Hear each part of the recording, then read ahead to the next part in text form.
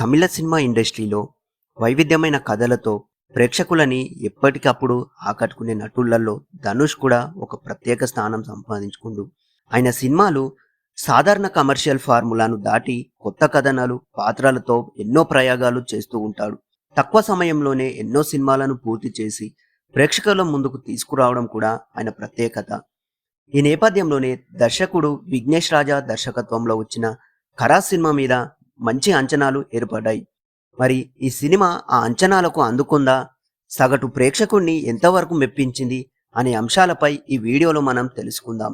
Cinema కథ simple గాని ఆసక్తికరమైన లైన్ ఖరాస్ సినిమాలో ధనుష్ పోషించిన పాత్ర. ఒక చిన్న స్థాయి దొంగ జీవితం మీద పెద్దగా ఆశలు లేకుండా చిన్న చిన్న దొంగతనాలు చేస్తూ తన రోజువారీ జీవితాన్ని గడిపేస్తూ ఉంటాడు. ఒక సందర్భంలో అతను చేసిన కొన్ని దొంగతనాలు అతడిని ఊహించిన సమస్యలోకి నెట్టేస్తాయి. ఈ సమస్యలు సాధారణంగా ఉండవు. అవి అతడి జీవితాన్ని పూర్తిగా మార్చే స్థాయిలో ఉంటాయి. కథ ముందుకు సాగే కొద్దీ ఖరా అనే వ్యక్తి నిజంగా ఎందుకు దొంగతనాలు చేస్తున్నాడు, అతని వెనుక ఉన్న అసలు కారణం ఏమిటి, అతని జీవితంలో ఎలాంటి భావోద్వేగాలు ఉన్నాయి అనే అంశాలు బయటపడతాయి. ముఖ్యంగా పోలీసులతో అతనికి జరిగే మైండ్ గేమ్స్ సినిమాకే ప్రధాన హైలైట్ గా నిలుస్తాయి. చివరికి అతను తన తప్పులను గ్రహించి మారుతాడా లేక తన పాత జీవితానికే పరిమితం అవుతాడా, పోలీసులకు చిక్కుతాడా లేదా తప్పించుకుంటాడా అనే ప్రశ్నలకు ఈ సమాధానం దొరకాలంటే మీరు ఈ సినిమా చూడాల్సిందే.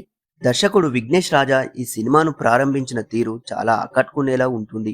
మొదట 20-25 నిమిషాలు సినిమా ఒక రేసులా దూసుకుపోతుంది. కథను చాలా ఫాస్ట్ గా ఎస్టాబ్లిష్ గా చేసి ప్రేక్షకుడిని కథల్లోకి ఇమిడిపోయేలా చేస్తాడు. ముఖ్యంగా దొంగతనాల సన్నివేశాలను చాలా డీటెయిల్ గా రియలిస్టిక్ గా చూపించడం ఈ సినిమాలో ప్రత్యేకం. ప్రీ ఇంటర్వెల్ ఎపిసోడ్ అయితే సినిమా మొత్తానికి హైలైట్ గా నిలుస్తుంది. ఆ సీక్వెల్స్ లో వచ్చే టెన్షన్, ప్లానింగ్, ఎగ్జిక్యూషన్ అన్ని కంబైన్ చేసి చూస్తే ఒక అద్భుతమైన అనుభూతిని ఇస్తాయి. ఈ దశలో ఈ సినిమా చూసే ప్రేక్షకుడు ఇది ఒక మంచి థ్రిల్లర్ అవుతుంది అని ఫీల్ అవుతాడు. సెకండ్ హాఫ్ లోకి వెళ్లిన తర్వాత సినిమా కొంచెం తన ట్రాక్ ను కోల్పోతుంది. ముఖ్యంగా కథలోకి అనవసరమైన భావోద్వేగ అంశాలను చేర్చడం వల్ల మొదట్లో ఉన్న గ్రిప్ కొంతవరకు తగ్గిపోతుంది. ఫాదర్ ఎమోషన్ ట్రాక్ ను బలంగా కనెక్ట్ చేయలేకపోవడం ఒక మైనస్ అయితే, ఇక హీరో మరియు పోలీస్ మధ్య జరిగే మైండ్ గేమ్స్ మాత్రం ఆసక్తికరంగా ఉంటాయి. ఇద్దరు ఒకరిని మించి మరొకరు ప్లాన్ చేస్తూ ముందుకు సాగడం కథలో టెన్షన్ ను కొనసాగిస్తుంది. ఆ టెన్షన్ ను క్లైమాక్స్ లో నిలబెట్టుకోలేకపోవడం ఒక పెద్ద లోపం.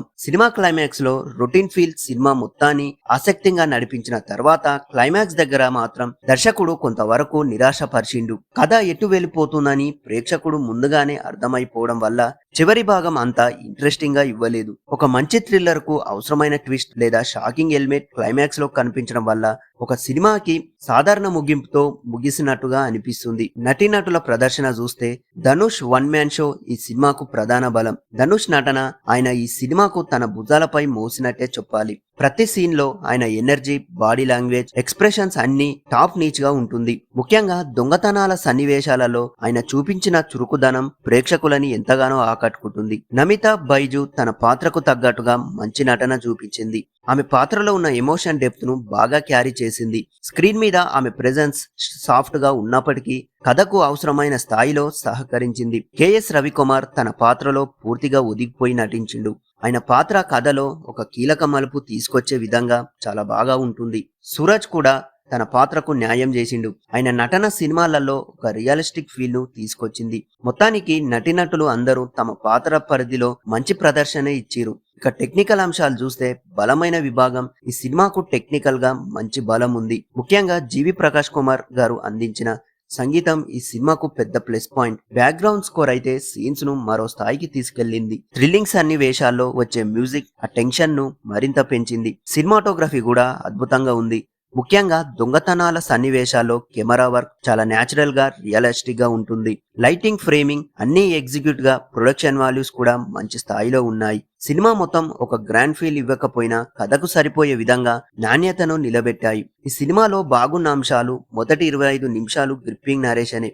ప్రీ ఇంటర్వెల్, దొంగతనం సీక్వెన్స్, ధనుష్ అద్భుతమైన నటన, బ్యాక్గ్రౌండ్ స్కోర్, కొన్ని ట్విస్టులు, బాగోలేని అంశాలు, సెకండ్ హాఫ్ లో నెమ్మదించిన కథనం, అవసరమైన ఎమోషనల్ ట్రాక్, రొటీన్ క్లైమాక్స్, కొంతవరకు డైల్యూట్ అయిన స్క్రీన్ ప్లే పై మొత్తం తీర్పు కనిపిస్తుంది. ఖరాస్ సినిమా ఒక మంచి స్టార్ట్ తీసుకొని మధ్యలో కొంచెం ట్రాక్ తప్పి చివరికి సాధారణంగా ముగిసే థ్రిల్లర్. ధనుష్ అభిమానులకు ఈ సినిమా ఖచ్చితంగా నచ్చుతుంది. ఆయన నటన కోసం అయినా ఈ సినిమాను చూడొచ్చు. థ్రిల్లర్ సినిమాలను ఇష్టపడే ప్రేక్షకులకు కూడా ఈ సినిమా ఒకసారి చూసేలా ఉంటుంది. కథలో మరింత గట్టిదనం, క్లైమాక్స్ లో బలమైన ట్విస్ట్ ఉంటే ఇది మరింత మెరుగైన సినిమాగా నిలిచేది. ఈ థ్రిల్లర్స్ మూవీస్ ఇష్టమా లేదా అనేది ఈ సినిమాని ఒకసారి చూస్తే తెలుస్తుంది. మరి మీరు గనక ఈ సినిమాని చూస్తే మీ ఒపీనియన్ ఏంటో మా కామెంట్ బాక్స్ లో చెప్పండి. మరిన్ని మూవీ అప్డేట్స్ మరియు మూవీ రివ్యూల కోసం మా ఛానల్ ని సబ్స్క్రైబ్ చేసుకోండి.